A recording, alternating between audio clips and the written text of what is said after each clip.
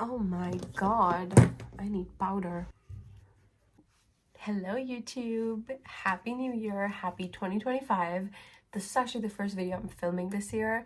It is January 4th and I've been doing a lot of journaling and reflecting on the last year, and I have some things I want to share with you that worked and did not work for me from every category. There's some skincare, some makeup, some clothes, some shoes, some lifestyle stuff, some habits. So let's just get into it. I don't want to make too long of an intro. I'm going to try to alternate between things I love and hate every now and then, because I don't want your attention span to be bad. So I'm going to keep you on your toes instead of telling you everything I love and then telling you everything I hate. I think that'll be good for you. So let's start off with something I love. And I have everything just kind of in a pile over here. So that's what that is. The first thing this year that I loved is this gold hair pin. It says BC Paris on here, if you can see. I picked up this pin at a pharmacy when I was living in Paris, and I love it so much that I actually lost my first one when I was in Lisbon, and I bought another one, but it was really cheap. It was like €6, and I went back before leaving and I bought another one because I knew I wasn't gonna get one here and I had to buy it. And I'm going to show you how you tie your hair with this. This is great for me because claw clips don't work with my length and volume of hair. I've tried all of them. I've tried expensive, I've tried cheap. They all just break, and they also hurt, and they're so bulky. This is so sleek. It can go in my purse. It's not this huge claw clip that I have to carry around, and it looks beautiful, and it's invisible sometimes when you put it in your hair. And it's healthy for your hair. It doesn't create ponytail bumps. It doesn't create tension on your scalp. It's just a great thing to have, and it makes me feel really chic, obviously, because it's such a beautiful product. So I'm going to show you guys how I put it in my hair. So I kind of just take everything back like this, gather it in a ponytail. You can make it low, you can make it high. I tend to go high because otherwise it will touch my neck. And then I twist and wrap my hair around itself, just like that, just making a roll shape. And I can't twist all my hair at once, so I like to wrap as I go. And then once I reach the end, I just take it under and tuck it into the bun. And then the pin has a slight bend, and you want this bent side to lay against your head. So I take it with the logo side out, upside down, poke it through the top of the bun just like that, flip it up and pull it down here, and that's secure. And it feels extremely secure. It doesn't move, it doesn't fall out over a few hours, and I can pull my hair out like this. I can make it looser, tighter, I can make it high, low, and then when I want my hair down, I just grab it, pull it out, and your hair's done. So this is just a great product. And now we're gonna move on to a product that I hated, and that was this Victoria's Secret Wild Fig and Manuka Honey fragrance. This is what it's called. And when I went to Paris, when I first moved to Paris, I went there with a brand new bottle of Sea Passion from Giorgio Armani, and the sprayer on that broke the day I landed, and then the whole bottle of perfume was useless to me because it couldn't be screwed open to be used and the sprayer was broken. So I was like, okay, well, I have to find a fragrance for Paris that will also remind me of this time. And I thought I would go to Lush and buy Honey I Shrunk the Kids, the body spray, but they didn't have it. But I really wanted a honey scent because I thought that was so unique. I kind of became obsessed with the idea of having a honey scent, and Victoria's Secret happened to be right next door. So the year I went there, and I picked up this one, and I love how it smells. I loved it then, I love it now. Whenever I smell it, it just reminds me of Paris, of being in my apartment getting ready. However, it has no staying power whatsoever. I have never been complimented on this because I feel like by the time I walk out of the house, it's already gone.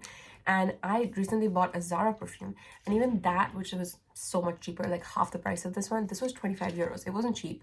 And a scent that's half the price of this one, I can smell it on my clothes hours later. This one has no staying power whatsoever. I know it's a body spray and not like a perfume, but I feel like it should at least stay in my hair or my skin or something, but it almost felt like I was just spraying water on myself because I smelled it when I put it on, and that was it. So it feels like a bit of a waste of those €25. So that's something I was kind of disappointed with this year. Okay, then one thing I loved is the sweater. I'm sure you guys have seen me wearing this in like half of my videos. I'm trying to stop myself from wearing it so much, but I'm trying to be a more sustainable shopper, and obviously that's difficult when you're a student on a budget. But I really look at the materials of what I'm buying. Like, even if I'm buying something from H&M, I'll give it preference if it's 100% cotton rather than polyester or rayon blend. And this was a 100% wool sweater that I bought at a vintage sale, and it was about 12 euros or 120 crowns, and it's from this brand. It says Nigorjana here in the label. I'm not sure what brand that is, but later on I found that it was in a vintage sale, but it still had the tag on it, and the tag said that it was originally 160 euros, so I'm hoping that was like not true, but if it was, then it was a great find for me. This is a pure wool sweater, and you can see it looks kind of itchy, but the thing is, it's not. It's really comfortable, and it's so warm that if I wear this with a puffer, with like just a t-shirt inside, I can go at a negative 20 degrees. It's extremely warm, and I love the design of it, and I love how thin it is, so I can layer it under coats, under jackets, on top of things so easily. It looks great with blue denim, obviously, because it's this gray color, and it's just a really versatile piece, and I ended up really loving the quality of it, the look of it, and I used it a lot. So this is one of my favorites of the year. Okay, then one thing that I hated this year was clear mascara. So I have a recurring gripe with mascara. I'm not even wearing it today because I was at home and I was like, I literally hate removing it at the end of the night. I'm already not super diligent about taking off my makeup, which is something I'm trying to change this year, but last year I really wasn't diligent about it, and I hated removing mascara more than anything because just washing your face doesn't do it.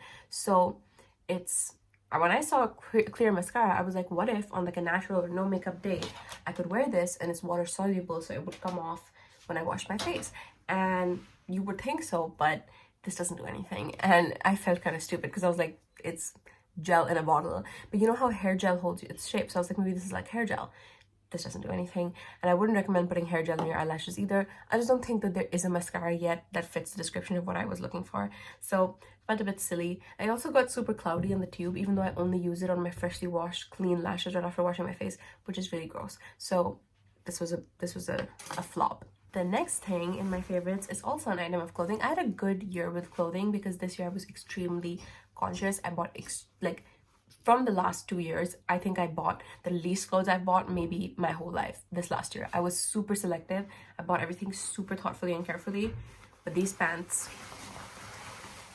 these were a good buy. So these are from a Swedish brand called Amen. That's what the logo looks like. It's kind of like Lululemon, but Swedish. They make really cute swimsuits, dresses, sweats, everything. And they're a little pricey, but I went to the outlet store, which is near my house, and I found these. And I just thought they were so cute. And when my mom saw me put them on, she was like, these are so not your style, because I don't seem like a parachute pants kind of person, but they made me feel like a cool dancer. I call these my breakdancing pants, and I wore them so much because they are as the same level of formality, I would say, as jeans, but so much more comfortable. And I did a lot of flying this year, so they're just extremely comfortable. You can just throw them in the wash. They don't need ironing because that's just the material, and they're water resistant. And I would wear these to, like, I was going to Theria's house one day to bake, and I was like, I'm gonna hang out at her house, but I do have to take the metro to get there, so I can't be in like sweats.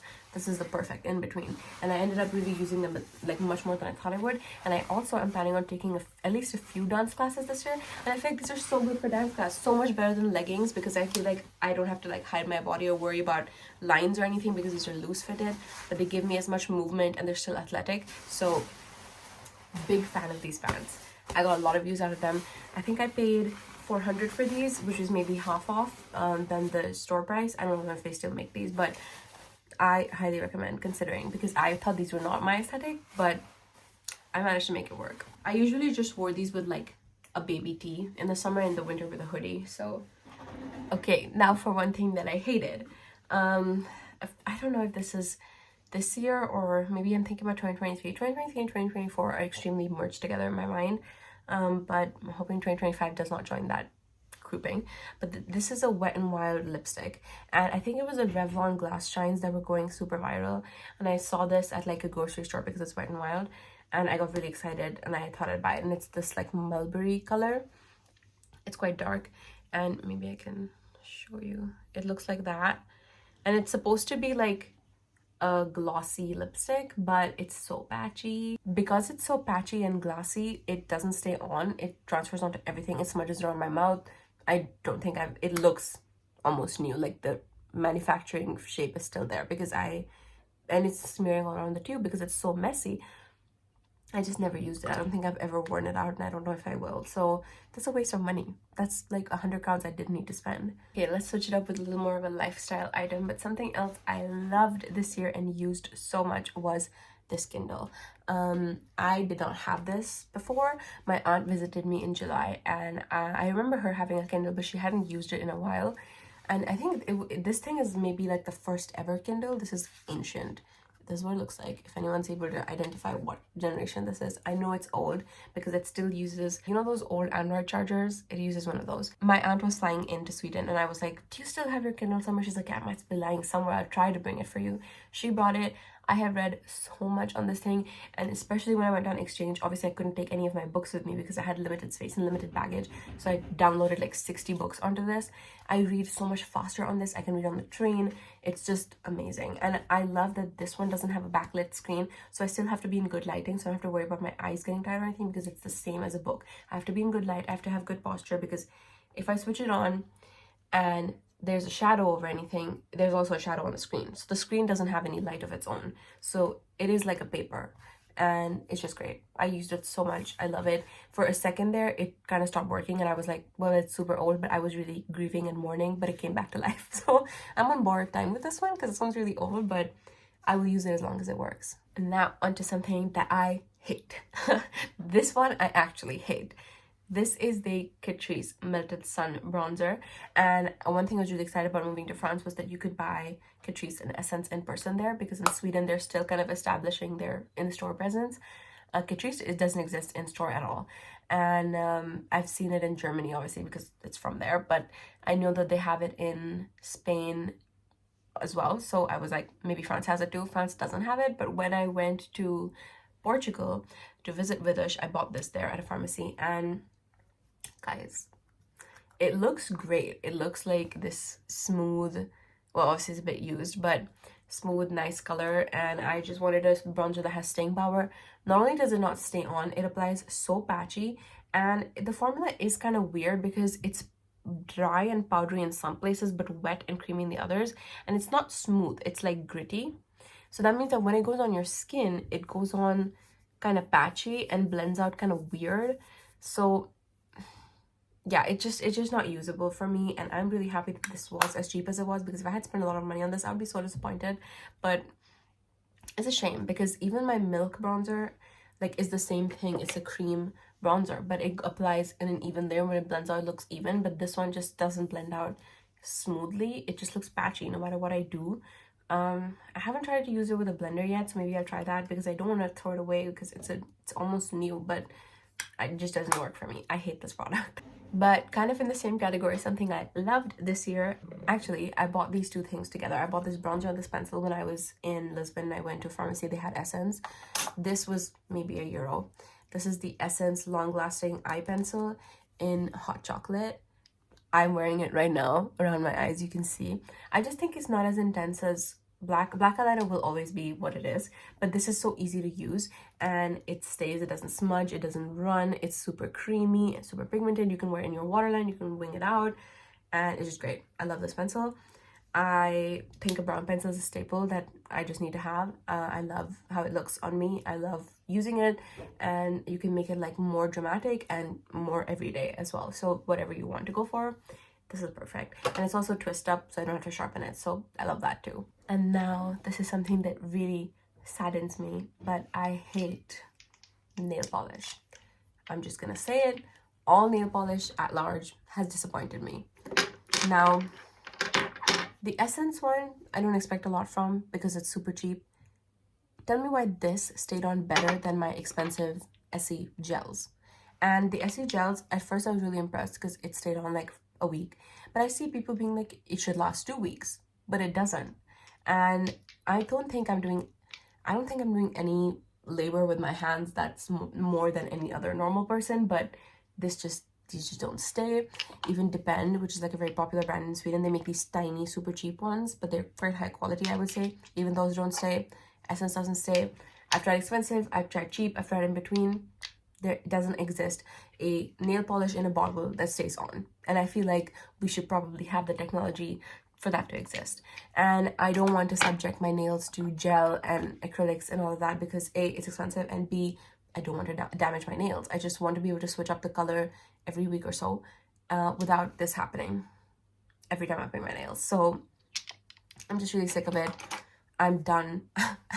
I will keep trying nail polish. There's a new brand called something Lab in Sweden, so I want to try that, but I don't have high hopes. But yeah, nail polish was a big disappointment, I would say, this year. I haven't found anything that I love. The next things that I love might seem kind of weird, but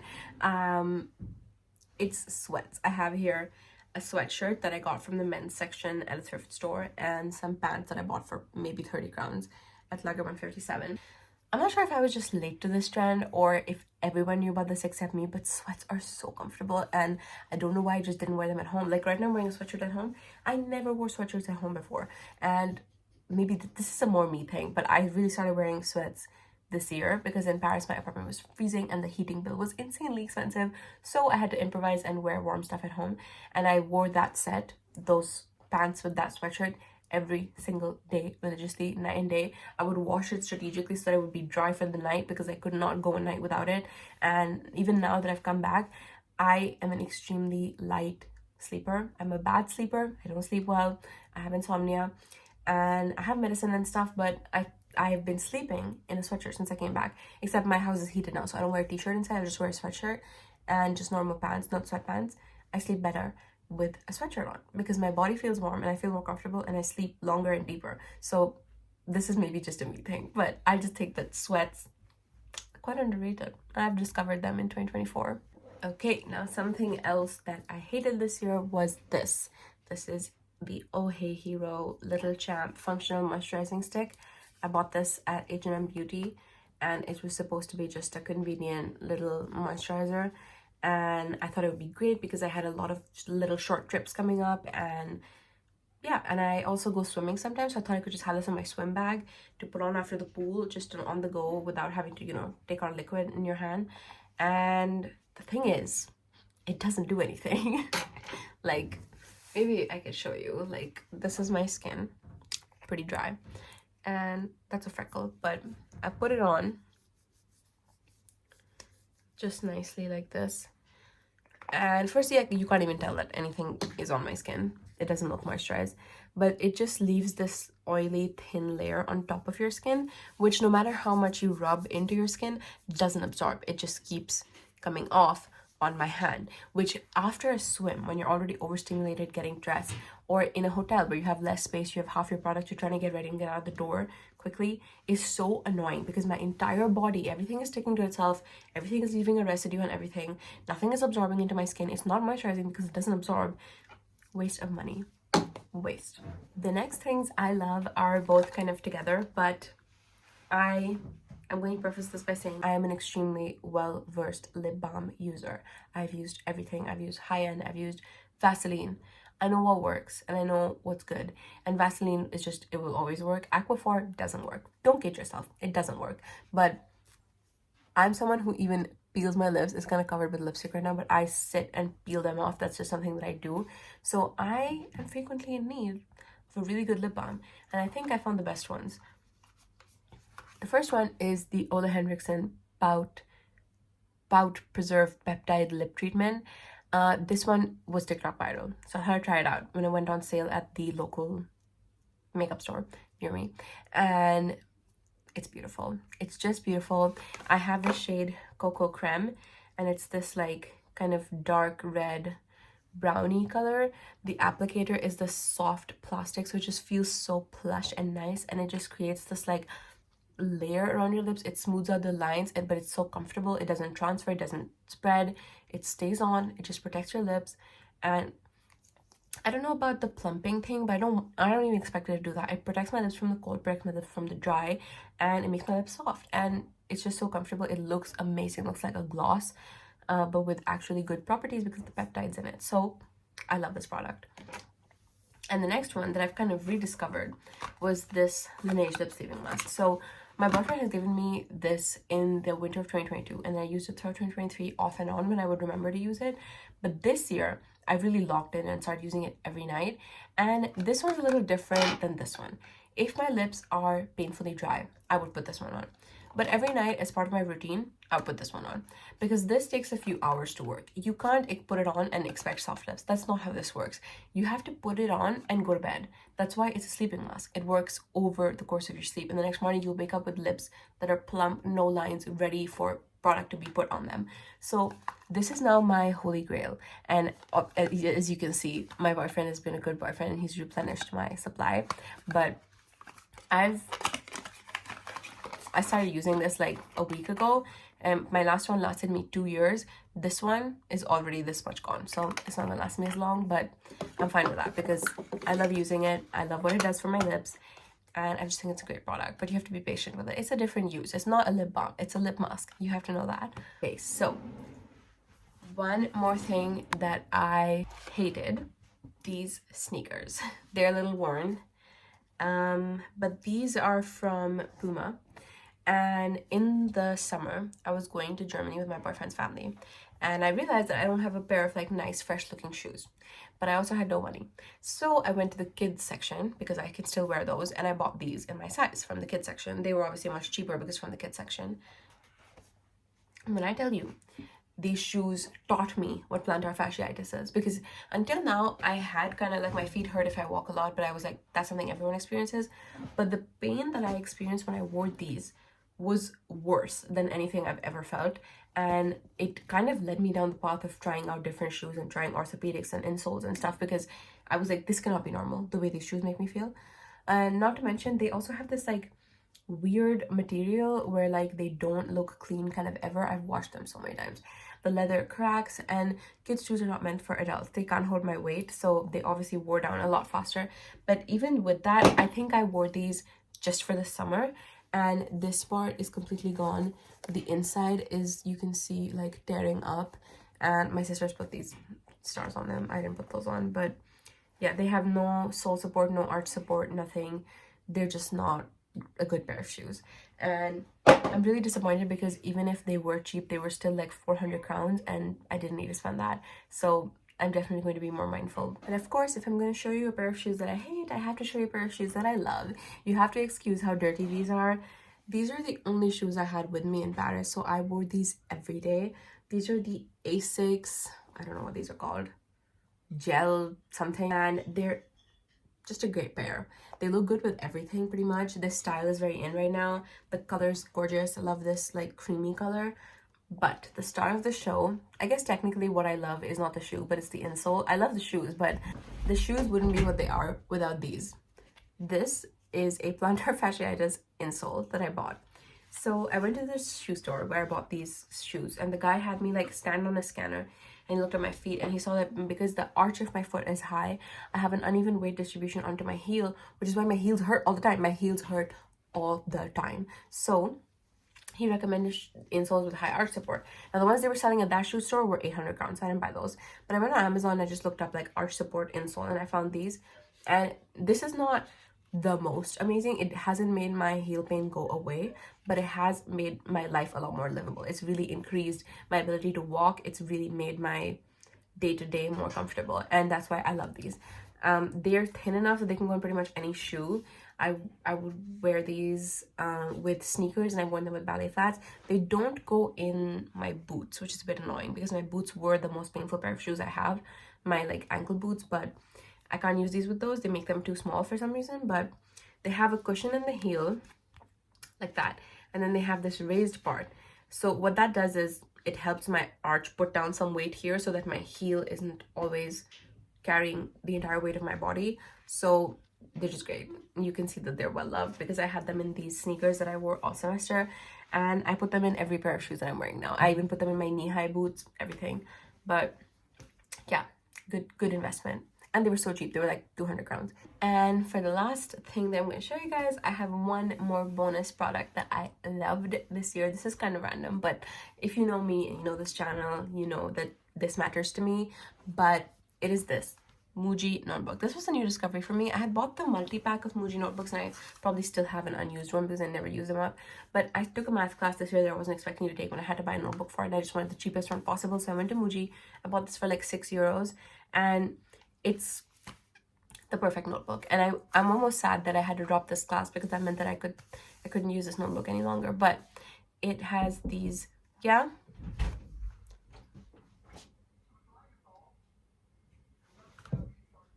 The lines are extremely close together, which some people hate, but I love. I hate when the lines are really far apart because I don't have print handwriting. I write in cursive, so my handwriting looks stupid and starts to falter when there's too much space.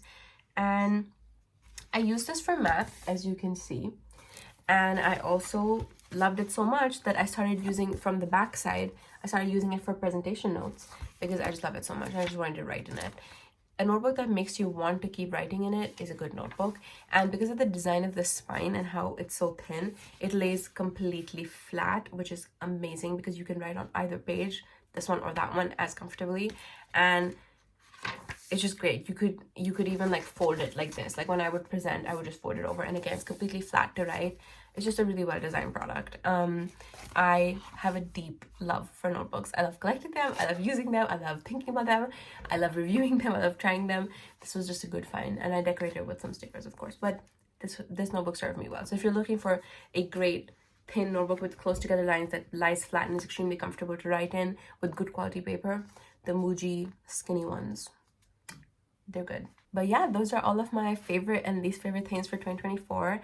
In 2025, I'm going to try a lot of new things. I'm going to switch it up and we're going to see what works and what doesn't. And I hope you learned something from this one. Or I hope you got inspired to try something from this one, like the hairpin. But yeah, that's all I had to say. Goodbye.